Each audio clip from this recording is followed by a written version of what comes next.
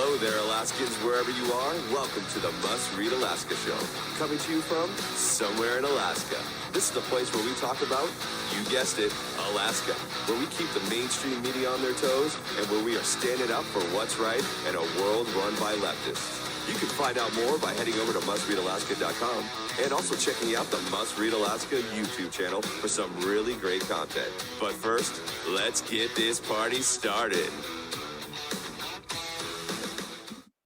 Well, welcome everybody to the Must Read Alaska Show. I'm your host, John Quick, coming to you live from somewhere in Alaska. I am in the great metropolis of Nikiski, living the dream. And boy, does Alaska woke up to some news, and possibly if you're awake, yesterday and paying attention to anything, you probably saw the news as well. We have a new special congresswoman for the next several months, which I think, either way, Alaska has a representation now finally in Congress, which is a good thing. And we went several months without one, and now we have one. And we still have the general election. And so folks will still have an opportunity to vote and make their vote count. And so my encouragement to folks is instead of being upset or whatever, just go vote again, and wish the congressman well. We want to see her succeed, because if she succeeds, Alaska succeeds. Even though we may not agree with everything any politician ever does, we still want her to be successful, as she's our lone congresswoman. So congratulations on the win. And we'll folks that, wanted a different option, you'll have another chance to vote in the general election. And but that's enough of that. We want to welcome everybody to the show. We want to thank everybody for listening in, tuning in, reading, watching Must Read Alaska. For those of you that do read and watch, about to sneeze. You can, and you like our content, you like our shows, feel free to help the cause. We live off of small donations, and folks can go to mustreadalaska.com. On the right hand side there's a donate now button, and folks can donate $5, $10, pretty much anything helps. We do run ads and stuff on the show or on the website, but we're primarily run by small donations from folks all around Alaska and really all around the U.S. So thanks for people that already do that. Thank you so much. And if you do watch our show or use our app, make sure to leave us a review. But without further ado, we have a very special guest today. The mayor of Cordova is on the Must Read Alaska Show. Mayor, welcome to the Must Read Alaska Show. Thank you. Good to be here. Well, this is very exciting because for those of you that maybe have never been to Cordova, or maybe you've been and if you go Google Cordova, it literally looks like something out of a Hallmark movie. That is how beautiful and picturesque it looks. It looks like a postcard heaven, and I'm very excited to get to know you today, Mayor, and a little bit more about Cordova. So, Mayor, first, how did you get first involved in politics? I know that you've served on the city council for 14 years or so.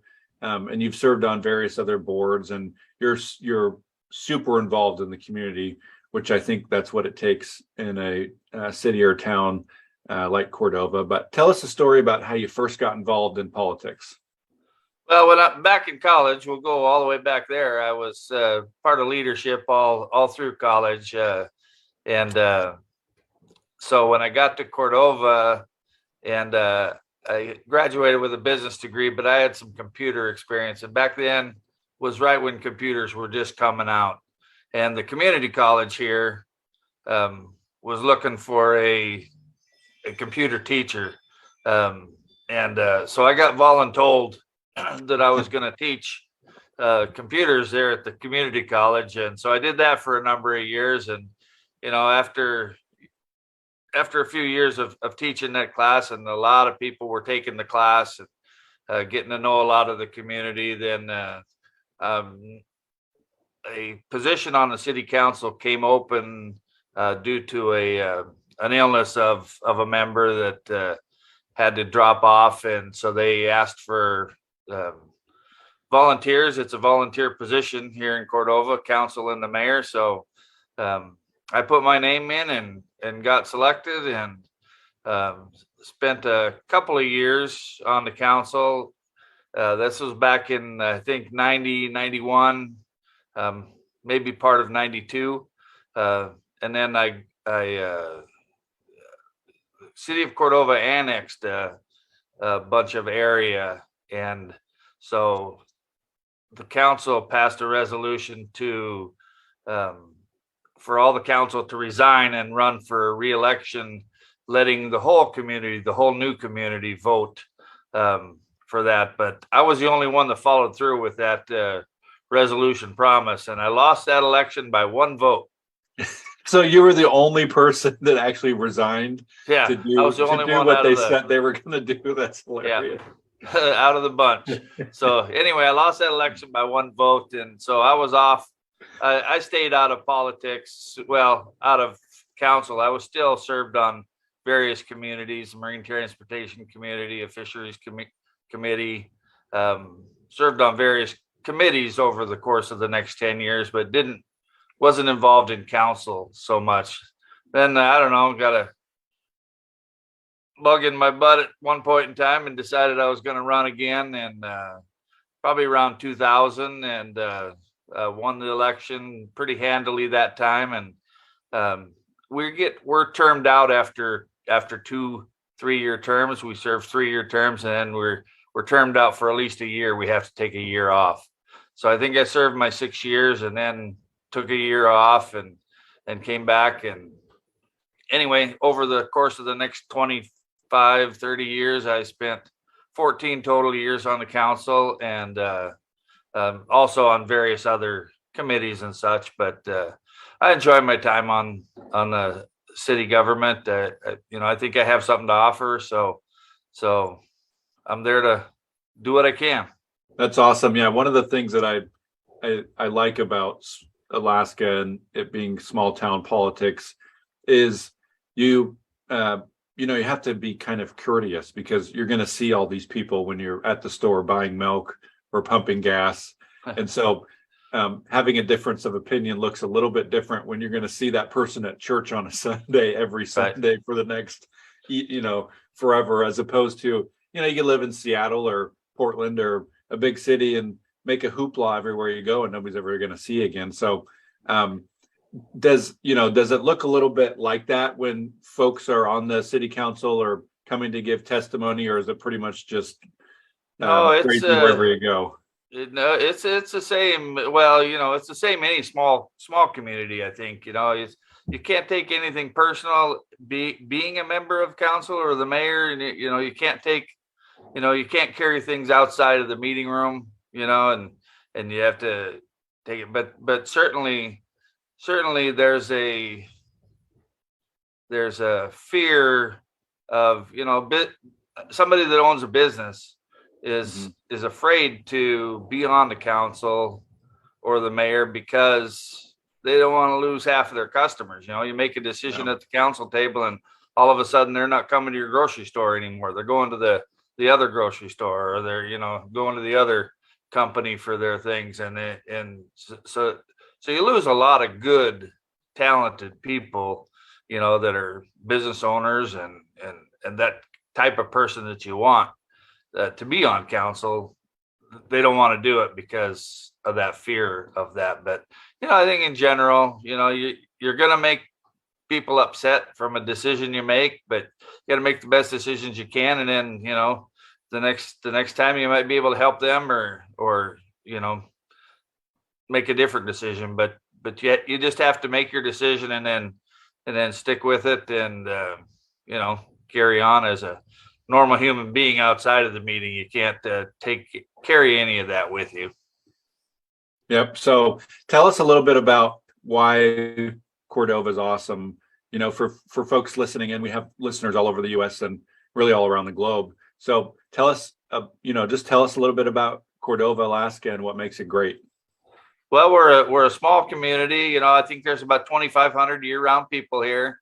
When the sun is shining, it's a beautiful day. There is no place on earth that's any more pretty. We've got the ocean on one side of us with Prince William Sound, and then there's a freshwater lake, Eyak Lake, on the other side of town with just a strip going down the middle. And so we've got the freshwater, and the mountains come straight up out of the ocean and the lake, and it's just absolutely beautiful when it's nice. Well, now a day like today, is why there's only 2,500 people here, is because it's blowing, 20 to 50 out there, and rain coming down every direction you can think of. So It's coming up even somehow.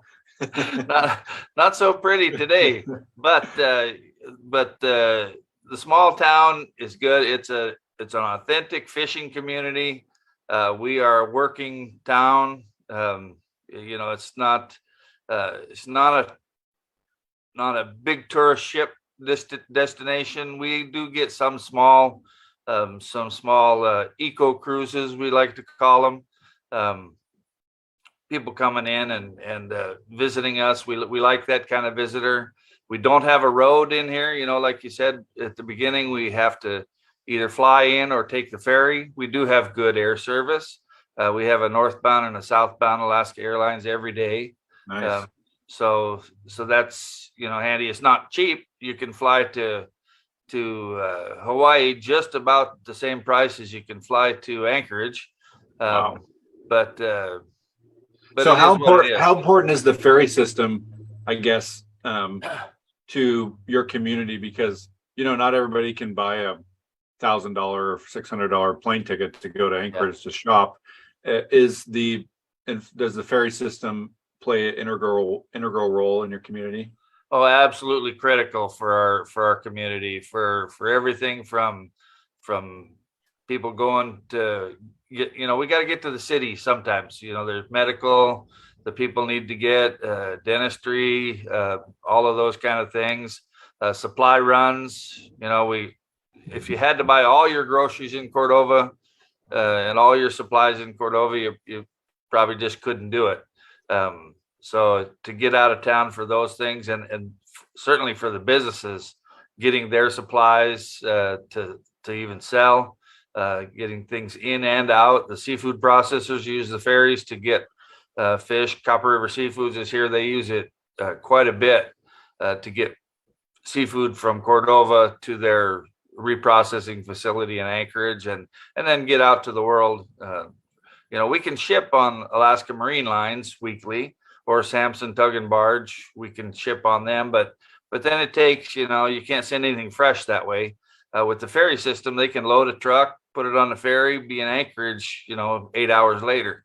So it's a pretty good schedule when we've got it. When the fast ferries were here, that was really nice, because 2.5 hours to Valdez or Whittier.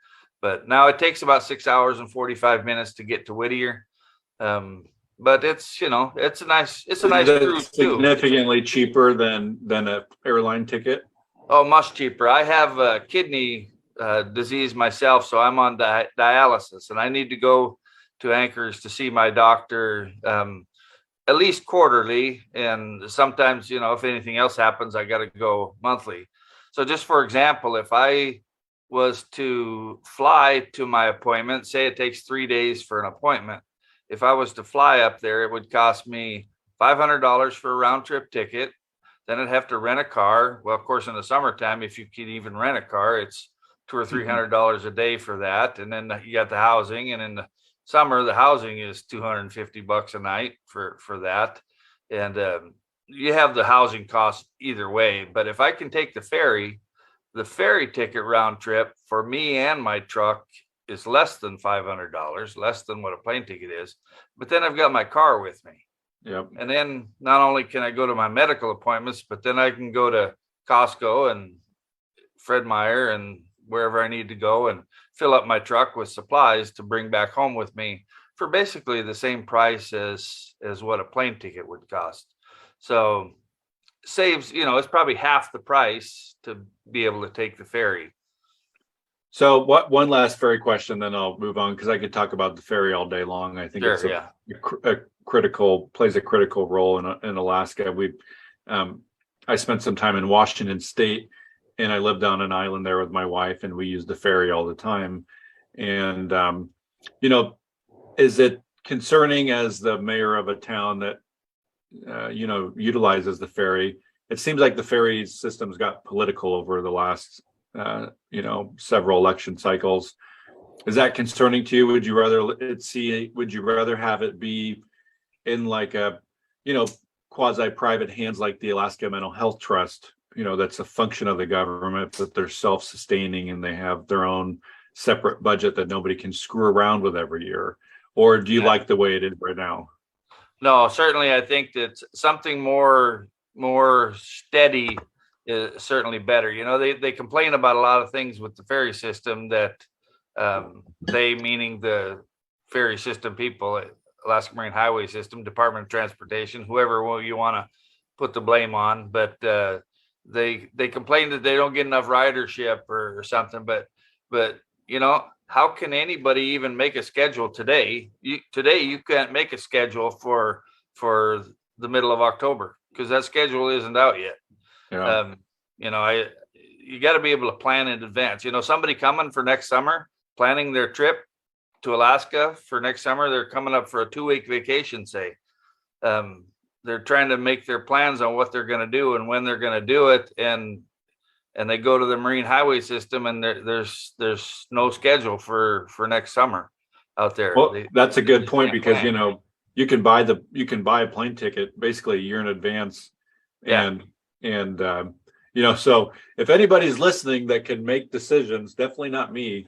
I think that's a very that is a awesome point that you just made, is that the Alaska Marine Highway System would be better served if they had some forward strategic thinking on people being able to plan their trips more than 2 weeks out. If you can't buy a ticket as the mayor of Cordova in October, and we're only talking, that's like a month away, basically, that's a shame. There needs to be a little more planning going into that, I think.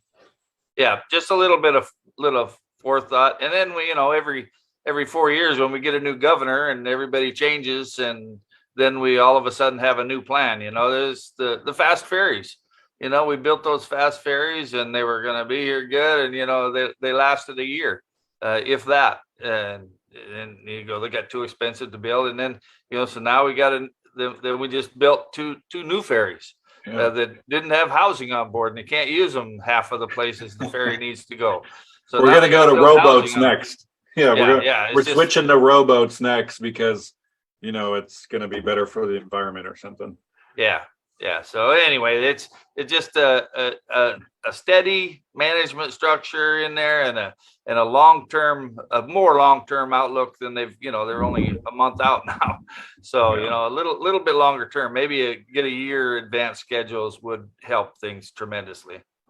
Yeah. This, for folks listening, this is not a beat up on the people working the ferry system. They don't have anything to do with the planning of the scheduling. This is, 7 pay grades above those folks who haven't either made the hard decisions or planned ahead. And so I think that's a very great critique of the ferry system. So moving on though, Mayor. So tell me, hey, John, can I do one more thing on the ferry? Yeah. Just to get it out there. I think, most years the problem is funding for the ferry. This year, we're told that they've got funding. The funding is there for the ferry system, but they're having a very hard time finding crew to crew the ferries. So that's their issue now, is they don't have enough crew to crew the ferries. So that's why a lot of them going into layup or overhaul this winter, is because they can't find crew to operate them. So, if anybody out there wants to work for the ferry system, I think the pay and benefits are pretty decent. So look into that. Yeah, I would recommend that as well. I have family members that work on the ferry system, and man, they've only had a great experience with it. Good pay, good training. They pay for all the training, good benefits. You can pretty much in the summer work every day if you want, and then in the winter it's a little slower. But man, it could be a great career for somebody who's definitely who's younger and single, or even somebody who's retired or looking for a second career, and just wants to put in a crazy amount of hours in the summer. You could do it. So Mayor, tell me about some projects going on in Cordova. I know that a city like Cordova, when you have something major to do, it's not like you have this enormous tax base like Anchorage, Juneau, Fairbanks, or even the Kenai Peninsula Borough as a whole. where you can just, raise the mill rate and you'll raise an extra 50 million, 60 million, or raise the sales tax. It's almost impossible in a community like that to pull off a project that's, $100 million project, Right. without federal money or state money. So tell us about some of those projects and how they're coming. Sure. Yeah. With a mill rate in Cordova, one mill is equal to about $250,000, give or take. So, we can't raise, too awful much by even playing with the mill rate. We're already about half the maximum right now that we could be anyway. But we're doing a major harbor project here. The state owned all the harbors back in the day, and at some point in time through history, they gave those harbors to the cities with an agreement that there'd be a program for some kind of maintenance in the future, and that ultimately that was a $10 million grant that basically each harbor qualified for. And I think we were the last harbor that asked for that money. So anyway, we got a project. It started out being about a $30 million project pre-COVID, but then after COVID and with the inflation and such, it's turned into about $40 million. We've only got 35 million of that, so we're just about ready to go out for bids to see where the actual price is going to be for this thing, because you really don't know until you put it up for bid. But basically, that money is coming from the state, the federal government. We did get $20 million from the federal government, or 18, something like that. I might be wrong on my numbers by a couple million, but basically, this feds gave us 20 million, the state gave us 10. We bonded for 5 million, and then we are taking a state, I think it's a DEC. I might be wrong. It might be, I think. Is it like one of those bridge loans that the DEC does? A clean water loan for $2 million to help with the removal of the creosote pilings. They're going to replace those with steel pilings because the creosote's not good. So anyway, it's just our South Harbor. All of the floats need to be replaced, and it's amazing how much things cost. If we had 200 million, we probably couldn't do what we really wanted. But 40 million is going to get those floats replaced and some upland works done, and that's all scheduled to take place. We're already in the permitting stage and going out for the RFPs on a design build. It's scheduled to take place between November, I think the actual construction between November and March of next year. So November 23 to November 23 to March of 24 should accomplish that. We've also got a grant application in for the North Harbor, which our harbor is kind of split into two halves.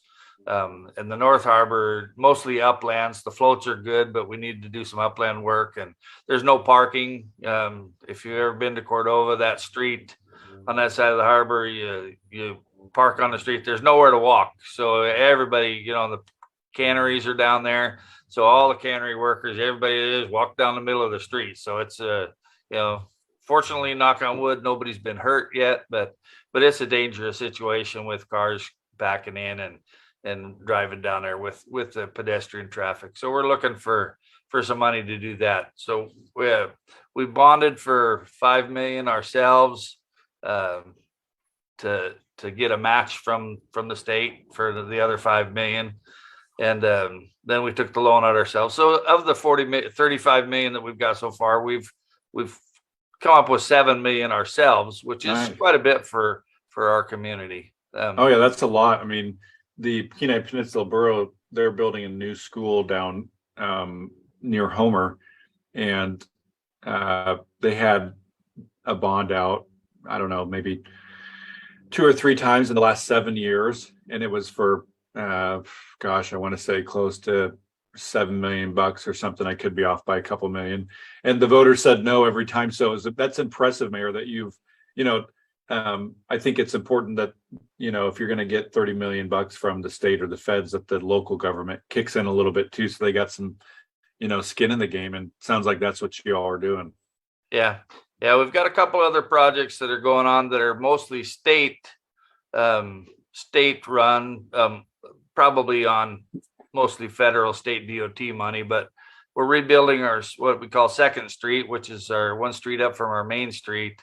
And that doesn't have any drainage right now. So most of the roofs in Cordova, or a lot of the business roofs, are flat topped. So they have, drains built in them, and all of those drains currently go into the sewer system. So it overloads our sewer system. When it rained 4.5 inches yesterday here, of course, all of that rain goes into the sewer system. So we're going to rebuild that street. The street is bad enough by itself, but then the drainage, they're going to fix all of that.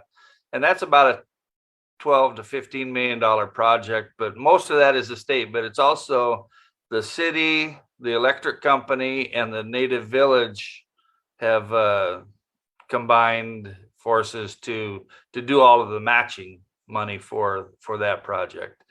And then collaboration with the city and the native village of EAC on a pedestrian bikeway. We call it White Shed Road, but there's a ballpark and a trailer park, camper trailer park, about a mile down that road. And again, there's no way to get there other than walking down the middle of the street. And that's a highway, 35-mile-per-hour speed limit. So no shoulders really to speak of. So they're going to widen that road and put in a pedestrian walkway bike path for that first mile or mile and a quarter of that road. And that, again, that's another $10-12 million project, but the state and the native village are combining to have the match for that. So working in collaboration with the other groups in town is a good thing, and that helps us leverage some of these federal monies. And I don't think any of this money is the actual infrastructure money that everybody hears about, this infrastructure money that was passed by Congress recently. I don't think any of this is that money. Yeah, you guys have probably been working on this for years. Oh yeah. We've been in the planning stages of that bike path for, I don't know, 6-8 years already. And I think it's still 2 or 3 years out from when the actual construction is supposed to happen. So yeah, the Kenai Bank erosion project, got funded, a couple of years ago or something like that. But man, they've been working on that thing for 10 years. It just takes, to get those big grants or whatever it is, it just takes a lot of planning, a lot of time. Yeah. And unfortunately, a community they may go through a couple mayors or a couple city managers before they actually see the fruit in what they first started out to do. But that's just how it works. And it sounds like you got a busy city manager, probably. Well, we do. Yeah, absolutely. She does a really good job. That's awesome. So let's say somebody listens to this podcast and they want to come into town. Is there, I know cruise ships don't stop in Cordova, which probably folks in Cordova, half the people probably appreciate. But is there stuff to do for tourists coming to town?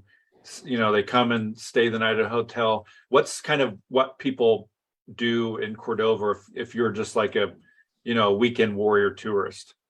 Yeah, well, if you like the outdoors, hiking and stuff, we've got world-class hiking trails around. It can get beautiful views, pretty easy hiking trails that even a beginner could hike on pretty easily.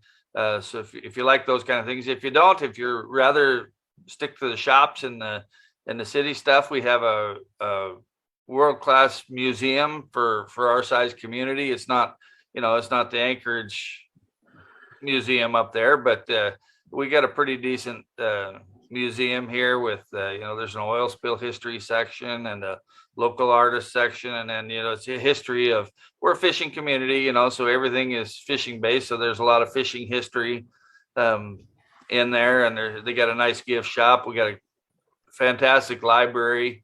We built the Cordova Center here. I don't know, I suppose it's been completed for 10 years or better now. The years all seem to kind of flow together, but that was in the planning stages for 20 years before it got built. But so we got a beautiful library museum upstairs, and the city hall offices downstairs. We got a theater. So depending on the weekend they came, there may be a theater production going on, or we bring in groups from professional groups from out of town that play in there. We got a 200, I think it's 250 seats, maybe. Nice. 250 seat theater. That's pretty cool. That they can go to and see that. We got a lot of nice little shops. We don't have we aren't T-shirt row like you might find in Juneau in the middle of tourist season, but we've got some nice gift shops in town. We're the home of Copper River Fleece. If you've seen the governor's coats that he wears at all his press conferences, those coats were born and bred here in Cordova by a local gal. So that's here as well. So there's lots to do for the weekend warrior. If you like fishing, there's a little bit of that. We don't have a lot of sport, charter boats. There's a couple places that do that. Orca Adventure Lodge, they have housing and provide, and they have fishing and that kind of thing. So there is some of that to do too. So yeah, if you come in the wintertime, you can go skiing. We have a ski hill that's a 2-minute drive up the hill. Nice. And never any lines for the lift. It's one of the original ski lifts from actually maybe the original ski lift from Sun Valley, Idaho. Oh wow! It's here. It's a single chair. Doesn't go real fast, but it's we don't have a whole lot of people. I think you can get skis and a pass for a day for about $20. So you can't beat that. So yeah, come to Cordova and do some skiing. It's a lot of fun too. The kids love. We got a bunny hill that we make snow for to get it going early in the year with the rope tow, and there any weekend there's probably 100 kids on that hill at any given time. So that's awesome. That's a lot of fun. Well, Mayor, I appreciate you joining us. It sounds like the Cordova is a tight-knit community and welcoming to folks. If you want to do a weekend warrior thing in Cordova, you got everything from a potential theater production to checking out an awesome museum to, in the winter, going on a ski hill that has some famous one-chair ski lift. They'll take you right up the hill. So any last words, Mayor, before we head off here? No, it's a beautiful place. Come visit us. Certainly, we're still known as, I think, the friendly city. Everybody's friendly here, but we are a working community. We're don't come we're not suits and ties. We're working. We're rain gear and extra toughs. Nice. Well, thanks so much, Mayor. We really appreciate it, and we wish you nothing but success with those handful of big projects that you have coming up this year, next year, and the couple years to come. That's very exciting that Cordova is going to be updating and retrofitting their harbor and doing a couple other projects there with that major street project. Stuff like that is much needed for cities and towns all over Alaska that oftentimes kind of get forgotten about when it comes to just preventative maintenance kinds of stuff. So nice work for you and the council for seeing those projects through. I know it takes a lot of time and effort, especially when you're on a city council and a mayor's position that's basically a volunteer job. So kudos to you and the folks for seeing those through. And folks, today at 4:00, we're going to be having Senator Sullivan on.